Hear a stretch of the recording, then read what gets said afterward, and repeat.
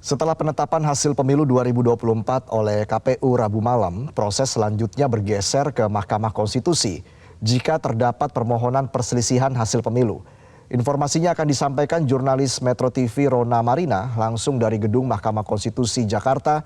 Rona, apa saja syarat dan ketentuan untuk mengajukan gugatan sengketa pemilu?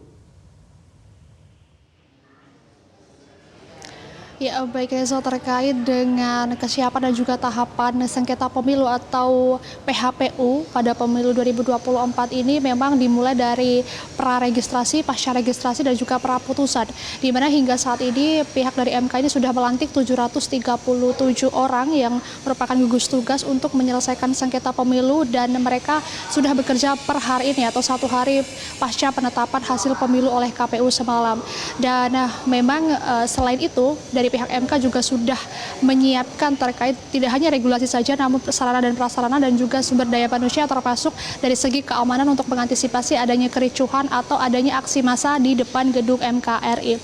Dan terkait dengan alur atau tahapan dari PHPU ini menurut peraturan MK nomor 5 tahun 2023 yang pertama ini adalah pendaftaran sengketa pemilu yang memang memiliki waktu hanya 3 hari saja, 3 hari kerja untuk Pilpres dan 3 kali 24 jam untuk Pileg, di mana untuk Pilpres ini dimulai dari hari ini dan akan selesai pada Sabtu nanti 23 Maret 2024 begitu.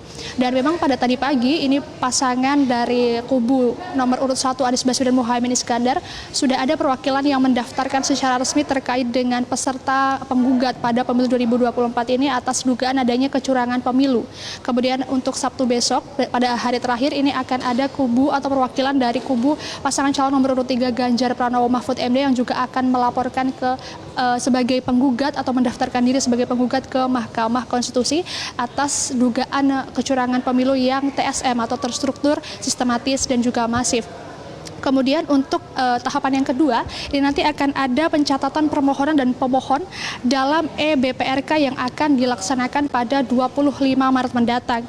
E-BPRK yang dimaksud adalah buku registrasi perkara konstitusi elektronik yang di dalamnya termuat nomor perkara, nomor pemohon dan kuasa hukum, kemudian termohon dan kuasa hukum, pihak terkait dan kuasa hukum, dan lain sebagainya. Kemudian untuk tahapan yang ketiga, ini nanti akan ada batas waktu penyelesaian. Di MK hanya memiliki batas waktu penyelesaian sengketa pemilu ini selama 14 hari kerja saja sejak data-data diinput ke e-BPRK tadi.